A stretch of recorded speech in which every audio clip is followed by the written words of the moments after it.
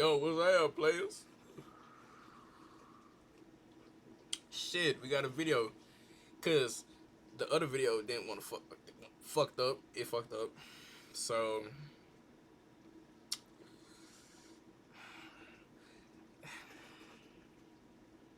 it made me mad, so I gotta go to another video. But we got the teenage hip hop assassin with 9+ kills.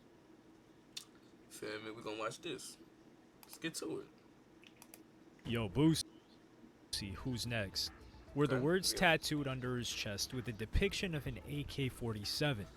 He received this I go back. tattooed under his chest with a depiction of an AK-47. He received this tattoo 2 weeks after the murder of Terry Boyd, alluding to the idea that it was Boosie who gave the call to kill Terry. But then again, Boosie was good friends with Terry. He even had a child with his mother. So was he involved or not? Boosie, as we know, is the iconic Southern hip-hop act. He started his career with the stage name Lil Boosie and then would later change it to Boosie Badass, commonly known just now as just Boosie. But this video is not really about him. No, this video is about Lil Boosie's hitman, Marlo Mike, and the things he allegedly did on Boosie's command. Just a couple of lyrics that Boosie rapped mentioning this young man were as follows. Ain't no love in my body, Marlo Mike in the backseat begging for a body. Yo Marlo, he drive a Monte Carlo, Dow Gray, I want him dead today, here go to K. To give you a little pretext, by the age of 15, Marlo had already taken the lives of allegedly 9 people. That's right, this man wasn't to be taken lightly. He a demon. Born in the hood of Baton Rouge, Marlo pretty much spent his childhood living around crime. Type shit. Before a teenager, he had witnessed a murder happen right in front of him.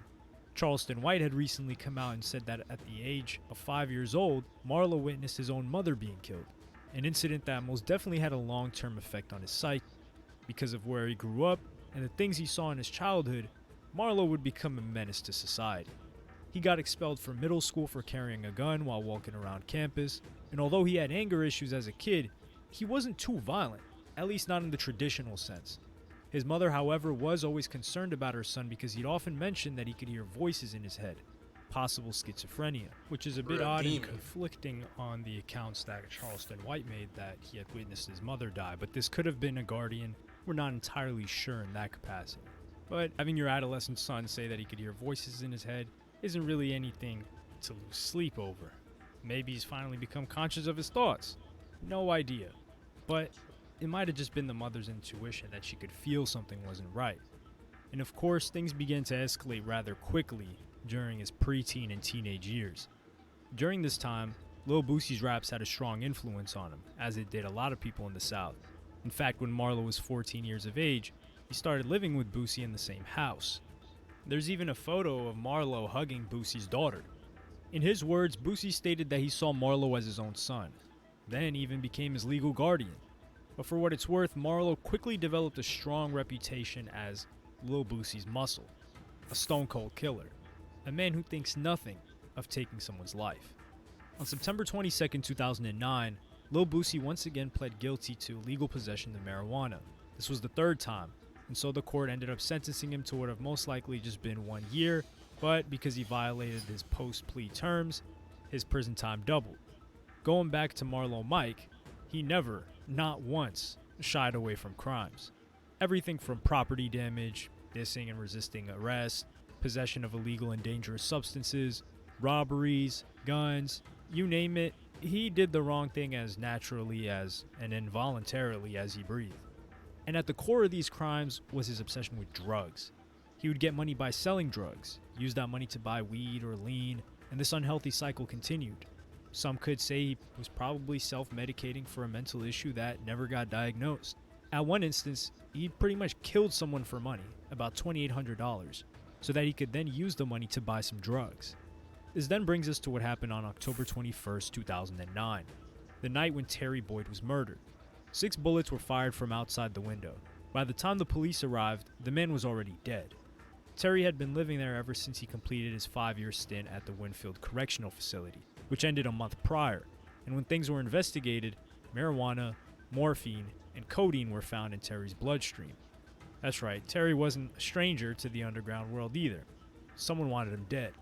The one who was charged for this murder, though, was Lil Boosie. It was reported that he gave $2,800 to Marlo Mike in order to kill someone, and that certain someone was Terry Boyd, though it wasn't just Marlo Mike. Two other individuals, named Michael Judson and Adrian Pittman, were also directly involved in the shooting. Side note here, for the sake of convenience, we'll be referring to Michael Judson as Ghost from here on out. Apparently, Terry was involved with both of them. He allegedly stole $720 from Ghost, while Pittman simply held a grudge against Terry for who knows whatever reason that had to do with the streets.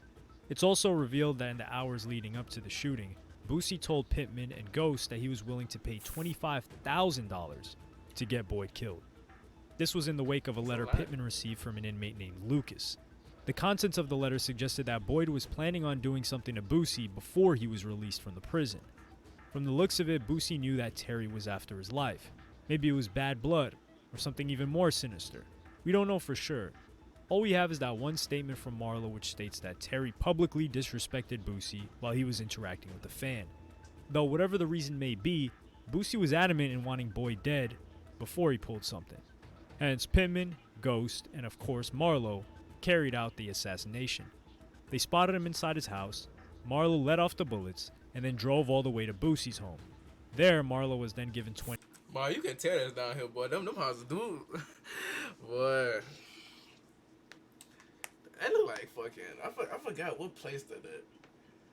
I was finna say Sherwood. That ain't Sherwood. I feel like a lot of places kind of look like that, but yeah. It don't look like $2,800 for his participation. Boosie probably gave the rest of the money to Ghost and Pittman. Anyway, later when these three were caught and made to testify in court, they confirmed their involvement in the shooting. It was also revealed that Marlo Mike had been involved in 4 other such shootings prior to this. At least that's what they were able to find out back then. As for that letter, it stated that Terry was going to jack and slap him. But in Boosie's defense, his attorneys declare that the letter doesn't exist. Boosie has always had a friendly relationship with Terry, and he also had a child with his sister, as I mentioned in the beginning of this video. Though Marlo's tattoos while standing next to Adrian Pittman suggested otherwise. Because of this incident, Marlo ended up getting charged with 5 more murders, including the death of a rapper nicknamed Nussie, who was killed earlier that year, on February 9, 2009 to be more precise. In May of 2010, Marlo revealed to the authorities that he was told by Ghost that Lil Boosie wanted Nussie dead. But at that point, Ghost was also dead, so there was no way of confirming it with him if Marlo was telling the truth or just making it up. As for when Ghost died in all of this, well, it happened in the beginning of the new year. He was shot and then later died in the hospital. Still, Marlo was surprisingly thorough in his statements. He revealed that in reply to Nussie's death, Lil Boosie said this: "Ghost told me y'all hit that boy. I like that." Lil Boosie's involvement in the murders became exceedingly apparent at that point. While he wasn't charged with Nussie's death, he did get charged with Terry Boyd's death, considering how he allegedly paid Marlo to kill the guy. Well, the reason Lil Boosie wasn't charged with Nussie's death is because there was no contact between Marlo and him. It was Ghost who told Marlo to do it after all, but he confirmed that Ghost was paid $15,000 by Boosie, out of which Marlo himself received the $2,000. But this isn't all that Marlo said. He declared that the interrogators first threatened to confine his mother and stepfather, and they also claimed that Boosie had put a $25,000 bounty on his head, but the defense attorney later denied these allegations. Marlo Mike eventually got himself arrested, and this happened on May 14, 2010.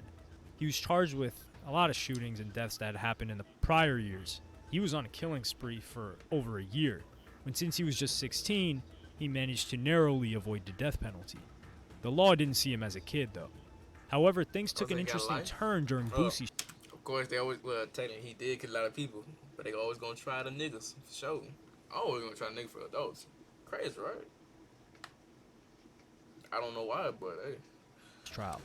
Even though Marlo had basically confessed everything and put Lil Boosie out there, when the prosecutor Dana Cummings asked him about it again, he simply said that he never killed Terry Boyd, recanting his prior statements, and declared that Mr. Hatch never paid him to kill Terry Boyd. The prosecutor called Marlo out on this. She played phone recordings where someone is telling Marlo what to say in the trial, how he only mentioned Hatch, aka Lil Boosie's name, because his parents were being threatened. But now that the prosecutor was playing these recordings, Marlo's words lost all weight. He was literally just following a script. This is where Marlo talks about how the police lied to him, how they said Lil Boosie had placed a $20,000 contract out to get him killed.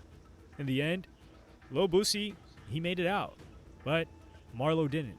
As for Marlo, he was charged with the deaths of Nussie and many other up-and-coming rappers and people that he had been involved with in prior murders. He did not receive the death penalty, but he was given a life sentence. For Lil Boosie, his case ended with just one charge, which was the death of Terry Boyd, which he managed to beat the case on that and then just ended up doing time for the other drug charges that he had. On March 5th, 2014, Boosie was once again a free man. He went on to state, "Prison is not a place for humans. It's an animal house." Meanwhile, Marlo Mike is still in prison. The judge refused the appeal to change the lifetime prison term by calling Marlo the worst of the worst and rotten to the core. Back in 2013, he wrote Lil Boosie a little letter, which said, "I miss them good old days.